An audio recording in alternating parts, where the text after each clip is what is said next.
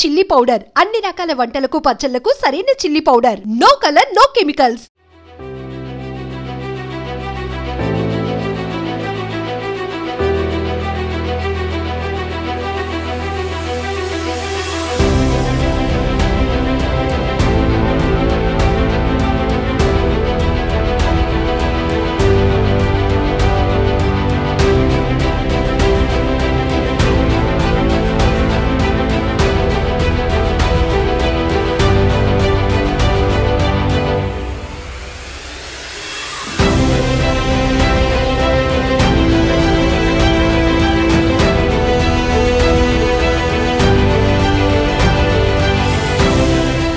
అహ్మదాబాద్ మేఘానిలో 242 మంది ప్యాసింజర్స్తో వెళ్తున్న విమానం ఒక్కసారిగా కుప్పకూలింది. ఈ విమాన ప్రమాదంతో గుజరాత్ రాష్ట్రం ఒక్కసారిగా వణికిపోయిందని చెప్పొచ్చు. A1171 బోయింగ్ 787 డ్రీమ్ లైనర్ విమానం మధ్యాహ్నం 1:17 టేక్ ఆఫ్ అయింది. టేక్ ఆఫ్ అయిన 9 నిమిషాలకే ప్రమాదానికి గురైంది. అయితే కుప్పకూలినటువంటి విమానం ఫుల్ ఫ్యూయల్ ఉండటంతో దట్టమైన పొగలు వ్యాపించాయి. పూర్తిగా పొగలు అలముకున్నాయి. దీంతో 242 మంది ప్రయాణికులతో పాటు అందులో 10 మంది సిబ్బంది, 2 పైలట్స్ కూడా ఉన్నారు. పైలట్ క్లైవ్ కుందర్ సారథ్యంలో అయితే ఈ ఫ్లైట్ అయితే నడుస్తోంది. సో ఈ ఒక్కసారిగా విమానం కుప్పకూలినటువంటి ప్రమాదంలో ఎంతమంది ప్రాణాలు కోల్పోయారు, ఎంతమంది క్షతగాత్రులయ్యారు అనే విషయం ఇంకా స్పష్టత రాలేదు. కానీ హుటాహుటిన 90 మంది 3 బృందాలుగా ఏర్పడి సహాయక చర్యలు ముమ్మరంగా కొనసాగిస్తున్నారు. బిగ్ రెస్క్యూ అయితే అక్కడ కంటిన్యూ అవుతోంది. అహ్మదాబాద్ నుంచి లండన్కు వెళ్తున్నటువంటి ఈ ఫ్లైట్ ఒక్కసారిగా ప్రమాదానికి గురి కావటం ప్రతి ఒక్కరిని కలవరపాటుకు గురి చేస్తోంది. గుండెలు అదిరిపోతున్నాయి. అందులో ప్రయాణిస్తున్న వాళ్ళు డీటెయిల్స్ గురించి ఇప్పుడు ప్రతి ఒక్కరు కూడా వరి అవుతున్నారు, టెన్షన్ పడుతున్నారు. ఏమైంది ఇప్పుడు, ఆ ఫ్లైట్లో ప్రయాణిస్తున్న వారి పరిస్థితి ఎలా ఉంది, మా వాళ్ళు ఏమైపోయారు అని కుటుంబ సభ్యులు ఈ విమాన ప్రమాదం తెలిసిన వెంటనే ఒక్కసారిగా ఆందోళనకు గురవుతున్న పరిస్థితి. ఇప్పటికే కేంద్ర ప్రభుత్వం కూడా ఇమీడియట్గా అక్కడ రెస్క్యూ కొనసాగించడం, అలాగే ఎందుకు విమానం ఈ ప్రమాదానికి గురి కావటం, కారణాలు ఏంటి అనే విషయంపై కూడా కేంద్ర విమానయాన శాఖ మంత్రులతో, అధికారులతో కూడా, అలాగే ఎయిర్పోర్ట్ అథారిటీ వాళ్ళతో కూడా మాట్లాడడం జరుగుతుంది. ఇప్పటికే ప్రధాని మోదీ ఫోన్ కాంటాక్ట్ అయ్యి అసలు ప్రమాదం గురించి ఆరా తీశారు. మరొక వైపు కుట్ర కోణం దాగి ఉంది అని చెప్పేసి విమానయాన శాఖ అయితే అనుమానిస్తోంది. ఈ నేపథ్యంలోనే ఇంకా చెప్పొచ్చు, ఈ ఘటనకు సంబంధించి ఒక్కసారిగా అంటే అహ్మదాబాద్ ఎయిర్పోర్ట్కి దగ్గరగా సివిల్ హాస్పిటల్ జనావాసాల్లో ప్రమాదం జరగటం వల్ల కొంతవరకు సహాయక చర్యలు చేయటానికి కొంత అనుకూలమైన ప్రాంతం, ఒకవేళ కనెక్టింగ్కి దూరంగా ఉన్నటువంటి నిర్మానుష్య ప్రాంతంలో ఫ్లై అవుతూ ఒకవేళ కుప్పకూలితే గనక అక్కడ సహాయక చర్యలు చేయటానికి కూడా ఎవరికి ఆస్కారం ఉండదు, అవకాశం కూడా ఉండదు. కానీ ఇది అహ్మదాబాద్ ఎయిర్పోర్ట్కి దగ్గరగా జరిగినటువంటి ప్రమాదం కావటం వల్ల ఇమ్మీడియట్గా మొత్తం అధికార యంత్రాంగం అంతా కూడా హుటాహుటిన ఎయిర్పోర్ట్ అథారిటీ కావచ్చు, పెద్ద ఎత్తున సహాయక దళాలు కావచ్చు, ముమ్మరంగా అక్కడ రెస్క్యూ కొనసాగిస్తూ ఉన్నారు.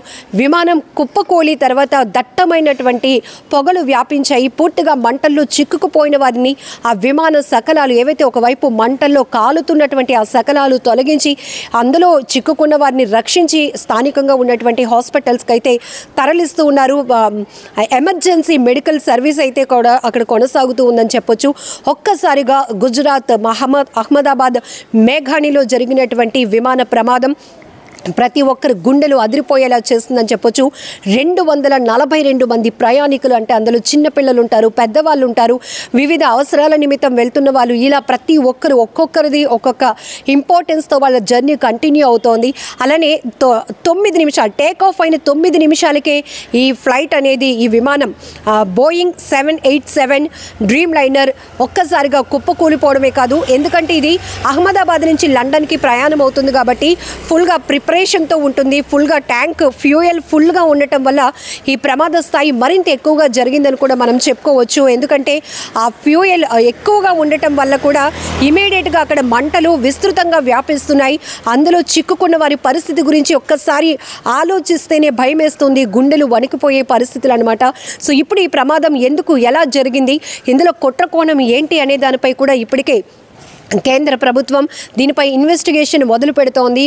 ఒకరి నుంచి ఒకరికి ఆరా తీస్తోంది. అసలు పైలట్ క్లైవ్ కుందర్ సారథ్యంలో నడుస్తున్నటువంటి విమానం టేక్ ఆఫ్ అయిన 9 నిమిషాలకే ఇలా ప్రమాదం గురి అవ్వటం కారణం ఏంటి, సాంకేతిక లోపాలు ఏమైనా ఉన్నాయా, ఇలా రకరకాల అభిప్రాయాలు కూడా వ్యక్తమవుతున్నాయి. రకరకాల కోణాల్లో అనుమానాలు కూడా వ్యక్తమవుతున్నటువంటి పరిస్థితి. ఏదేమైనా 242 మంది ప్రయాణికులతో వెళ్తున్న A1171 బోయింగ్ 787 డ్రీమ్ లైనర్ విమానం ఒక్కసారిగా కుప్ప కూలిపోయింది. మంటలు అలముకున్నాయి, మంటల్లో కాలిపోతోంది. అక్కడ అసలు ఊహించటానికి కూడా వాతావరణం ఎలాంటి పరిస్థితిలో ఉందో మనం చెప్పుకోవచ్చు. ఇందులో గుజరాత్ ఎక్స్ సీఎం విజయ్ రూపానీ గారు కూడా ప్రయాణిస్తున్నారు, ట్రావెల్ అవుతున్నట్టు. ఆ టికెట్స్ బోర్డింగ్కి సంబంధించినటువంటి డీటెయిల్స్లో ఉంది. అది కూడా ఒక బాధాకరమైన విషయం అని చెప్పొచ్చు. అసలు ఇందులో ఎన్ని ఫ్యామిలీస్, ఎంతమంది వెళ్తున్నారు, ఎవరు పరిస్థితి ఎలా ఉంది, ఎంతమంది చనిపోయారు, ఎంతమంది ఆ విమానం కుప్పకూలి కాలిపోయినటువంటి ప్రమాదంలో వాళ్ళు కూడా కాలి బూడిదయ్యారు, ఎంతమంది క్షతగాత్రులయ్యారు, ఎంతమంది ఇప్పటికే అసలు ఆ మంటల్లో చిక్కుకున్న వారి పరిస్థితి ఊహించటానికి కూడా చాలా కష్టంగా ఉంది. ఇమీడియట్గా అయితే రెస్క్యూ బృందాలన్నీ కూడా 90 మంది 3 టీములుగా ఏర్పడి పెద్ద ఎత్తున సహాయక చర్యలు కొనసాగిస్తూ హాస్పిటల్కి అయితే హుటాహుటీన తరలిస్తూ ఉన్నారు. అయితే మరొక వైపు ప్రమాదానికి గల కారణాలపై విశ్లేషిస్తోంది కేంద్ర విమానయాన శాఖ. ఇప్పటికే కుట్రకోణం దాగి ఉందనే అభిప్రాయాన్ని కూడా వ్యక్తం చేసింది.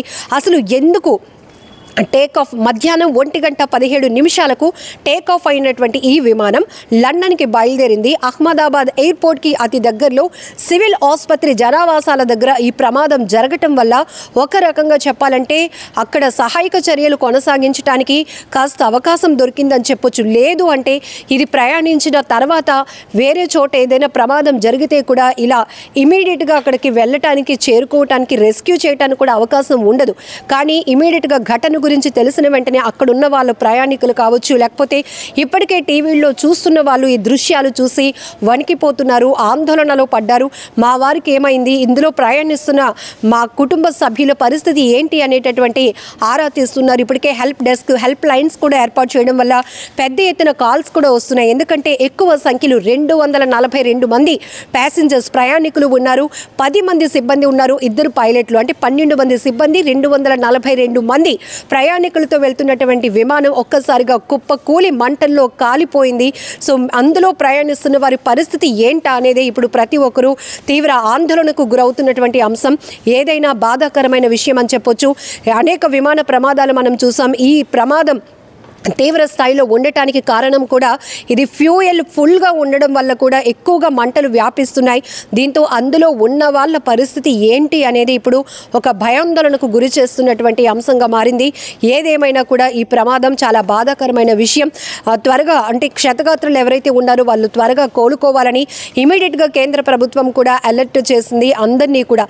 ఎందుకంటే అక్కడ ఉన్నటువంటి హాస్పిటల్స్లో ఇమీడియట్గా సిద్ధం చేశారు బెడ్స్ కానీ, వైద్య సదుపాయానికి సంబంధించి డాక్టర్స్, అలాగే ఎవరైతే సర్వీస్ చేస్తారో వారందరినీ అలర్ట్ చేసి క్షతగాత్రులకు ముందు మెరుగైన ట్రీట్మెంట్ ఇవ్వడానికి కూడా కేంద్రం ఆదేశాలు ఇచ్చింది. ఇప్పటికే ప్రధాని మోదీ కూడా విమానయాన శాఖ మంత్రితో అలాగనే ఎయిర్పోర్ట్ అథారిటీస్తో కూడా మాట్లాడడం జరిగింది. ఎందుకు ఈ ప్రమాదం జరిగింది, టెక్నికల్ ఫాల్ట్స్ ఏమైనా ఉన్నాయా, లేకపోతే ఏంటి, విమానయాన శాఖ ఇప్పటికే ప్రకటించినట్టుగా కుట్ర కోణం ఉంటే గనక ఏంటి, ఆ కుట్రకు కారణం ఏంటి, ఎవరు ఇందులో భాగస్వాములు అయి ఉన్నారు ఈ పన్నాగంలో అనే దానిపై కూడా ఇప్పటికే కసరత్తులు మొదలుపెట్టాయి. ఏదేమైనా ఈ విమాన ప్రమాదం అనేది ఒక్కసారిగా ప్రతి ఒక్కరిని ఉలిక్కిపాటుకు గురి చేసింది. అండ్ అహ్మదాబాద్ ఎయిర్పోర్ట్కి రావాల్సిన మిగతా విమాన సర్వీసులను కూడా నిలిపివేయడం జరిగింది ఇప్పటికే. సో ఈ ప్రమాదంలో ఎవరైతే క్షతగాత్రులుగా ఉన్నారో వారంతా త్వరగా కోలుకోవాలని మనం కూడా భగవంతుణ్ణి వేడుకుందాం.